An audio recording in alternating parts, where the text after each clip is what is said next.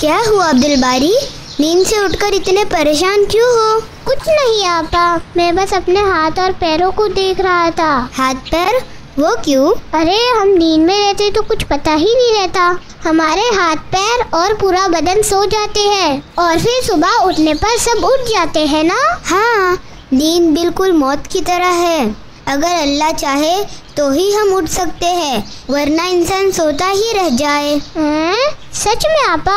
हाँ, इसीलिए तो हमें इतनी अच्छी दुआएं बताई गई है, जिन्हें हमें याद रखकर हमेशा पढ़ना चाहिए। तो क्या सुबह उठने की भी दुआ है? हाँ, जब भी हम जाग जाए, नींद से उठे तो इस दुआ को पढ़े। कौन सी दुआ आपा? अल्हम्दुलिल्लाहिल्लज़ी अहयाना बादमा अमातना व इलैहिन नुशूर। वाह आपा, ये दुआ तो मुझे आती है, अम्मी ने सिखाए थे। तो फिर तुम इसे क्यों नहीं पढ़ते? दुआ तो आती है, लेकिन ये मुझे नहीं पता था कि ये नींद से उठने के बाद की दुआ है। वैसे इसके क्या मायने हैं आपा? इसके मायने हैं, हर तरह की तारीफ अल्लाह ही के लिए है, जिसने हमें मौत के बाद जिंदगी अता की और हमें अल्लाह के पास लौटना है।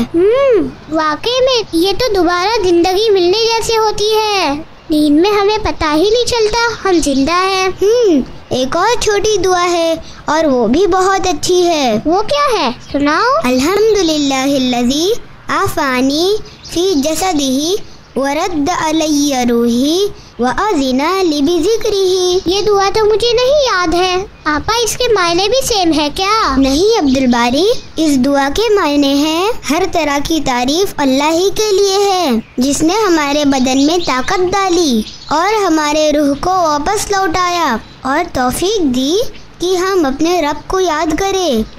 लेकिन आपा मुझे पहले वाली दुआ याद है, मैं वही पढ़ूंगा। कोई बात नहीं, हम इनमें से किसी भी दुआ को पढ़े या दोनों को पढ़े। खैर चलो जल्दी से, अम्मी नाश्ते पर इंतजार कर रहे हैं। ठीक है आपा, तुम जाओ, मैं बस अभी आता हूँ इस दुआ को पढ़कर। जल्दी आना अब्दुल बारी, स्कूल के लिए देर हो जाएगी। ठीक है आपा। अल्हम्दुलिल्लाहिल्लज़ी अहयाना बादमा अमातना व इलैहिन नुशूर।